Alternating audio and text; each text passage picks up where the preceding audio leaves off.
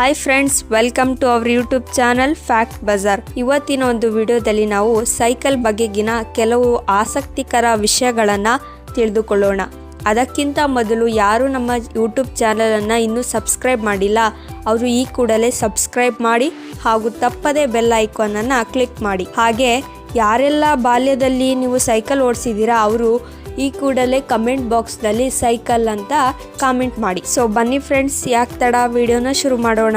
ವೀಕ್ಷಕರೇ, ಮೊದಲು ಬೈಸಿಕಲ್ ಫ್ರಾನ್ಸ್ನಲ್ಲಿ ತಯಾರಾದರೂ ಅದರ ಮಾಡೆಲ್ ಮಾತ್ರ ಇಂಗ್ಲೆಂಡ್ನಲ್ಲಿ ತಯಾರಾಯಿತು. ಮೊದಲ ಬೈಸಿಕಲ್ ಆವಿಷ್ಕಾರ ಆಗಿದ್ದು ಕಬ್ಬಿಣದ ಕೆಲಸ ಮಾಡುವವರಿಂದ. ಇವತ್ತು ಎಷ್ಟು ತರಹದ ವಾಹನಗಳು ಬಂದಿದ್ರೂ 100 ಮಿಲಿಯನ್ ಅಷ್ಟು ಸೈಕಲ್ಗಳು ಇನ್ನೂ ಕೂಡ ತಯಾರಾಗ್ತಿದೆ ಅನ್ನೋದು ಆಶ್ಚರ್ಯಕರ ವಿಷಯ ಆಗಿದೆ. ಸೈಕಲ್ ತಯಾರಾದ 100 ವರ್ಷಗಳ ನಂತರ ಚೀನಾಗೆ ಸೈಕಲ್ ಬಂತಂತೆ. ಇವತ್ತು ಚೀನಾದಲ್ಲಿ 1/2 ಬಿಲಿಯನ್ಗಳಷ್ಟು ಸೈಕಲ್ ಇದೆ ಅಂದ್ರೆ ನೀವು ಸೈಕಲ್ನ ಪ್ರಾಮುಖ್ಯತೆ ಎಷ್ಟಿದೆ ಅಂತ ಅರ್ಥ ಮಾಡ್ಕೋಬೇಕಾಗುತ್ತೆ. 19ನೇ ಶತಮಾನದಲ್ಲಿ ಸೈಕಲ್ ಓಡಿಸೋದು ಒಂದು ಫೇವ್ರೆಟ್ ಟೈಮ್ ಪಾಸ್ ಆಗಿತ್ತು.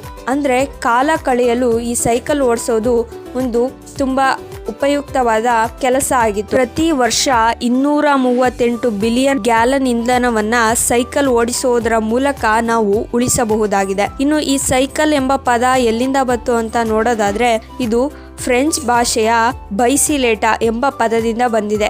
ಮೊದಲು ಈ ಬೈಸಿಕಲ್ ಅನ್ನ ವಿಲೋಪೀಡ್ ಅಂತ ಕರಿತಾ ಇದ್ರು. ಅಮೆರಿಕದಲ್ಲಿ ಇಂದಿಯೂ ಕೂಡ 400 ಸೈಕಲ್ ಕ್ಲಬ್ಗಳು ಇದೆಯಂತೆ. ಹೃದಯ ಸಂಬಂಧಿ ಕಾಯಿಲೆಯಿಂದ ನಾವು ದೂರ ಇರಬೇಕು ಅಂದ್ರೆ ಪ್ರತಿನಿತ್ಯ ಒಂದು 10 ನಿಮಿಷ ಅಥವಾ 1/4 ಗಂಟೆ ಆದ್ರೂ ಸೈಕಲ್ ಅನ್ನು ಹೊಡೆಯೋದ್ರಿಂದ ನಮಗೆ ಯಾವುದೇ ರೀತಿಯ ಹೃದಯ ಸಂಬಂಧಿ ಕಾಯಿಲೆಗಳು ಬರಲ್ಲ ಅಂತ ಕೆಲವು ವೈದ್ಯಕೀಯ ಸಂಶೋಧನೆಗಳು ತಿಳಿಸಿದ್ವೆ. ಹಾಗಾಗಿ ಪಾಶ್ಚಿಮಾತ್ಯ ದೇಶಗಳಲ್ಲಿ ಸೈಕಲ್ಗಳನ್ನ ಅತಿ ಹೆಚ್ಚು ಕಾಣಬಹುದಾಗಿದೆ.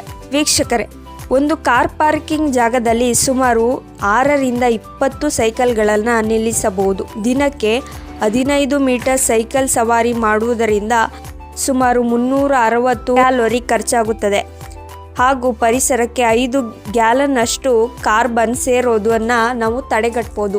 ಈ ರೀತಿಯಾಗಿ ಸೈಕಲ್ ಇಂದಿಗೂ ಕೂಡ ಪರಿಸರ ಸ್ನೇಹಿಯಾಗಿ ಜನಸ್ನೇಹಿಯಾಗಿ ಉಳಿದಿದೆ ಅಂತಾನೆ ಹೇಳ್ಬೋದು. ಸೊ ಫ್ರೆಂಡ್ಸ್, ಇದಾಗಿತ್ತು ಸೈಕಲ್ ಬಗ್ಗೆ ಕೆಲವು ಅಪರೂಪದ ಮಾಹಿತಿಗಳು. ಈ ವಿಡಿಯೋ ನಿಮ್ಗೆ ಇಷ್ಟ ಆದಲ್ಲಿ ಲೈಕ್ ಮಾಡಿ, ಶೇರ್ ಮಾಡಿ, ತಪ್ಪದೆ ಕಮೆಂಟ್ ಕೂಡ ಮಾಡಿ.